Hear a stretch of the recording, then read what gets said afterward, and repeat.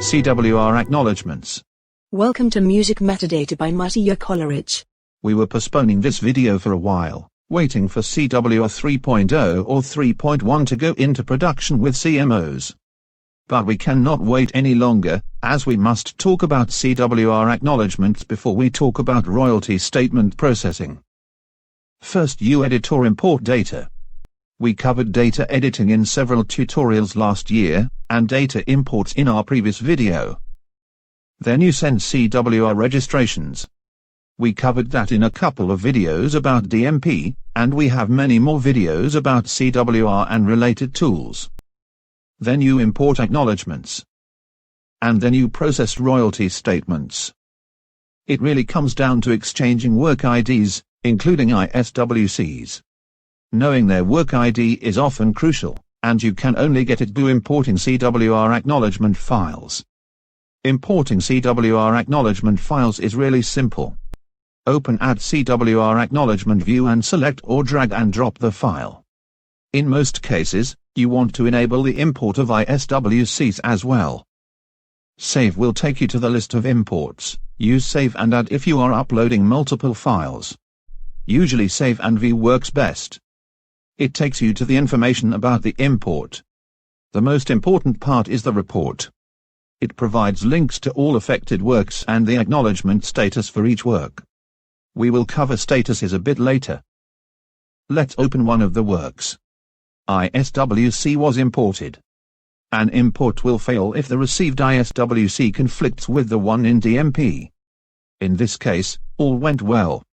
The important part is at the very bottom. Here is their ID for this work, as mentioned, important for royalty processing. And here is the status. Registration accepted is the desired status with CWR 2.1 or 2.2. In 2020, there are no other options. There are other statuses. Before we go into details, we must explain the two-step process CMOs use. Some CMOs send acknowledgement files after every step, some send only one. The first step is technical validation. The desired state here is transaction accepted. This means that your registration went into the second step. In the second step, CMOs put the data into their database and check it against existing data. But, what other statuses are possible? Depending on the CMO and CWR version, possibilities vary. Here are several examples. Registration accepted with changes is good news, but you should investigate, using the Preview ACK import feature of DMP. No participation may be a problem or not. If it was sent by a CMO who did not want to register this work with, usually through an administrative agency, all is fine. Otherwise, it is a problem. Last two examples are bad news. You should definitely investigate, fix the problem and register again. As usual, several recommendations. First, for those who are not familiar with DMP, here is the whole playlist.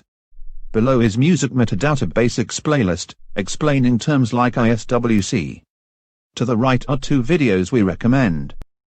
Please share with other music industry professionals. Subscribe for more quality content. Next, royalty processing.